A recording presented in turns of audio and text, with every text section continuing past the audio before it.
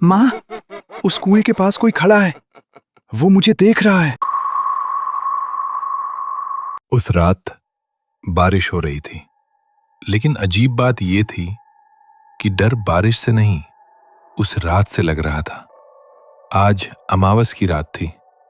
गांव के बुजुर्ग कहते हैं, अमावस की रात में कुछ चीजें ऐसी होती हैं जो दिखाई नहीं देती, लेकिन वो आपको देख रही होती हैं। उस रात रमेश चाचा ने एक बहुत बड़ी गलती कर दी। उन्होंने अमावस की रात घर से बाहर जाने का फैसला कर लिया। उनकी पत्नी सावित्री ने बहुत रोका, आज मत जाइए, मेरा मन बहुत घबरा रहा है। लेकिन रमेश चाचा नहीं माने, और यही उनकी सबसे बड़ी गलती थी। बारिश, अंधेरा, खाली सड़क और दूर एक टिमटिमाती हुई लाइट, वही थी रामू की चाय की टपरी। टपरी पर पहुंचते ही सब लोग रमेश चाचा को देखने लगे, क्योंकि आज रविवार था और रविवार को टपरी पर कहानी सुनाई जाती थी। और आज कहानी सुनाने की बारी रमेश चाचा की थी।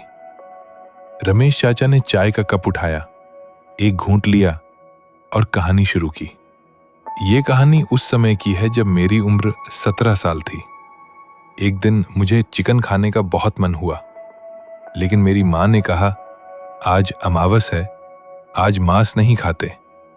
लेकिन मैंने मां की बात नहीं मानी और मांस लेने निकल गया।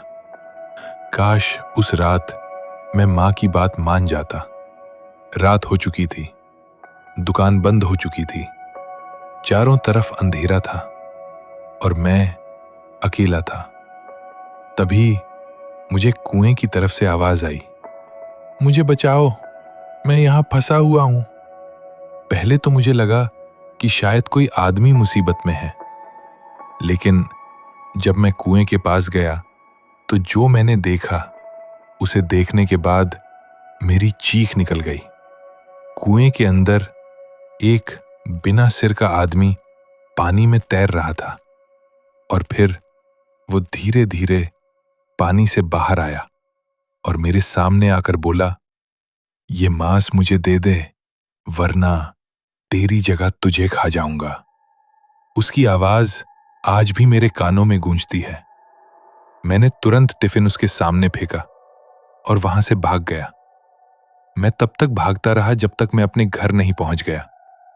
उस रात अगर मेरे हाथ में वो मांस ना होता तो शायद आज मैं जिंदा नहीं होता।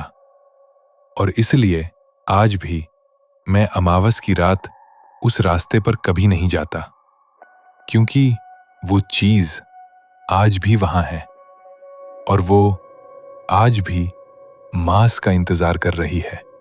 अगर आप भी अंधेरे के राज जानना चाहते हैं तो अभी सब्सक्राइब करें और भूत जंक्शन परिवार का हिस्सा बने।